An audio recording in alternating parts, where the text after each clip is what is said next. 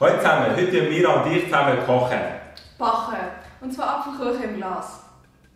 Was sind eigentlich das? Babe, noch nicht. Du bist aber noch neidisch drauf. Also, wie fangen wir an? Wir tun die Teile mit Butter einschmieren, damit der Teig am Schluss gut rauskommt.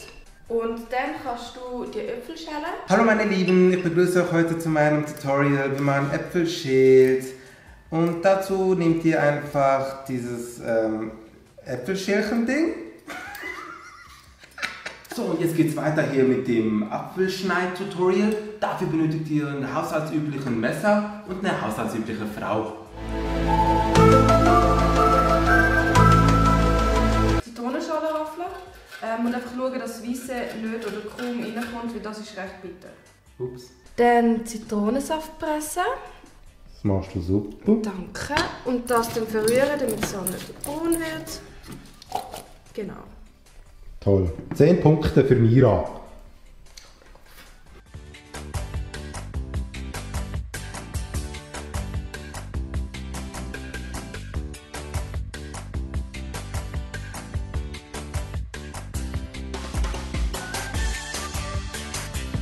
Jetzt noch 2 Eier.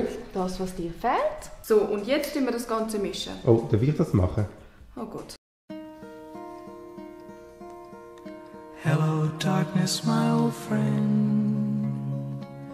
I've come to talk with you again. So, Joghurt haben wir vergessen gehabt. Nicht zu viel. Baby, es gibt nie zu viel. Wir haben natürlich nur Schweizer Produkte genommen bei diesem Rezept.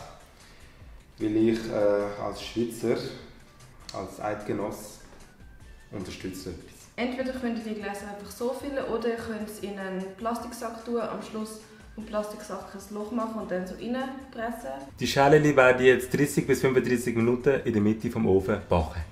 Sie sind fertig! Ja, ich bin gespannt, wie sie geworden sind. Sieht gut aus. Ja, man kann so mega gut rausnehmen. Das Problem ist jetzt einfach, sie sind so gut aufgegangen und wegen dem können wir die Deckel nicht mehr drauf tun. Mit Deckel würde es dann noch bis zu einem Monat gut frisch schmecken. Das Rezept haben wir von Kochdoch bei Swissmade. Schaut doch vorbei und wir wünschen euch einen guten Tag. Tschüss, ciao, alle. Tschüss! Schmeckt im Fall wirklich mega gut. Hat es nicht erwartet von uns.